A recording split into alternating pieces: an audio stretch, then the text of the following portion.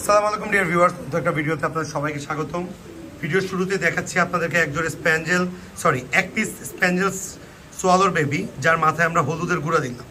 So কী হয়েছে ওর সাথে, আমি আসলে এসে দেখছি ওকে ক্ষত বিক্ষত অবস্থায় একদম রক্ত দিয়ে মাখা ছিল, ওই জন্য ওই ভিডিওটা আমি নেই। সো ওর যেটা হয়েছে, এই বেবিটাকে আমরা কি মেডিসিন দিচ্ছি, যে আপাতত এইস খাওয়াইছি 8 ভাগের 1 ভাগ। ওর ফস্টার প্যারেন্টস যারা ছিল এরা হচ্ছে ওদের ফস্টার প্যারেন্টস ছিল। তো আমাদের যখন বাচ্চা এদিক ওদিক হয়ে যায়, দেখেন ওদের কাছে একটা বুদাপেস্টের বেবি আছে ব্ল্যাক, আর এই স্প্যাঞ্জেল সোয়ালো আছে। অ্যাট দ্য সেম টাইম একই সেটের বাচ্চা দেখেন এই ফস্টারে আমরা আবার ঘুরে দিচ্ছি। এখানে একটা স্প্যাঞ্জেল সোয়ালো বেবি আছে আর একটা বুদাপেস্টের বেবি আছে।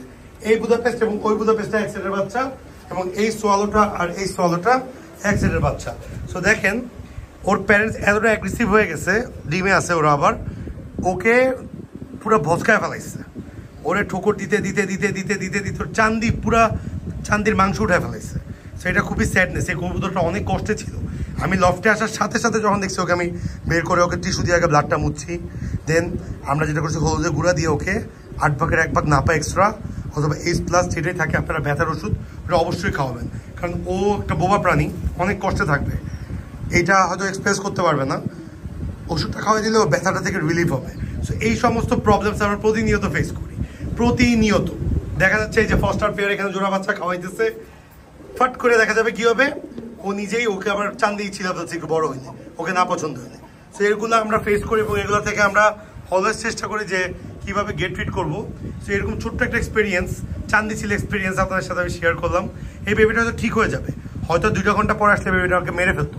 আপনি দেখেন কতটা হিংস্র ওদের ফস্টার প্যারেন্টস হতে পারে, যে ও নিজেরই বাচ্চা, মানে অ্যাকচুয়ালি কবুতর তো কালার ব্লাইন্ড থাকে। যখন আমরা ফোস্টারিং করি সেক্ষেত্রে দেখা যাচ্ছে যে ওরা অ্যাকচুয়ালি প্রপার ছোটো থেকে একদম ডে 1 থেকে ওরা ফিট করে, তো ওরা আসলে বুঝে না যেটা ওর বাচ্চা নাকি অন্যদের বাচ্চা। এই জন্যই কিন্তু আমরা ওদের ফোস্টার করে থাকি কবুতরকে। এগুলো কিন্তু খুব রেয়ার কেস। এরকম অনেক সময় দেখা যায় একটা বাচ্চা রেডি হয়ে গেছে, মনে করেন যে এখানে ফোস্টার পেয়ার এই সেন্টের বাচ্চাটাকে করছে, কথার কথা এই সেন্টের বাচ্চাটা রেডি হয়ে গেছে অলরেডি, আরও অনেক বড় হয়ে গেছে পশম, আমরা সরাচ্ছি না।